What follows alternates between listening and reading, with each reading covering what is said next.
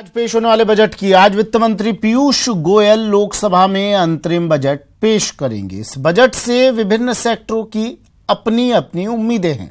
देखिए ये रिपोर्ट।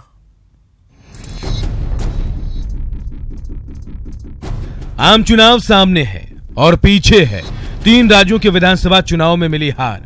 ऐसे हालात में मोदी सरकार के सामने किसानों की समस्या, मध्यम वर्ग की मुश्किलें और युवाओं के लिए कम होते रोजगार बड़ी चुनौती है।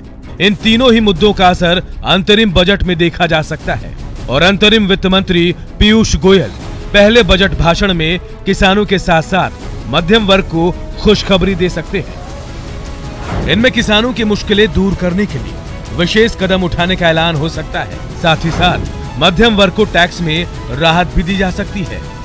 ऐसे में सरकार इसके लिए कौन सा विकल्प अपनाएगी, ये सवाल जरूर उठ रहा है। अंतरिम वित्त मंत्री पीयूष गोयल टैक्स में राहत देने के लिए स्लैब में बदलाव कर सकते हैं या फिर स्टैंडर्ड डिडक्शन की सीमा 40,000 से ज्यादा कर सकते हैं।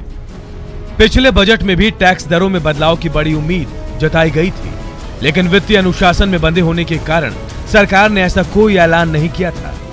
लेकिन मध्य प्रदेश, छत्तीसगढ़ और राजस्थान के चुनावों में किसान ऋण माफी का ऐलान कर कांग्रेस ने बीजेपी से सत्ता छीन ली। इस कामयाबी से उत्साहित राहुल गांधी सबके लिए न्यूनतम आय की गारंटी का वादा भी जोर शोर से कर रहे हैं। ऐसे में मोदी सरकार पर चौतरफा दबाव है कि वो टैक्स देने वालों को राहत दे।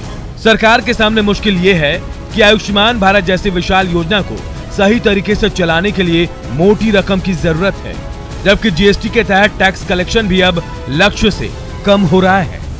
यानी अरुण जेटली की गैर मौजूदगी में पीयूष गोयल के लिए बजट पेश करना रस्सी पर नट के चलने जैसा साबित होने वाला है। Bureau report, news 18 network.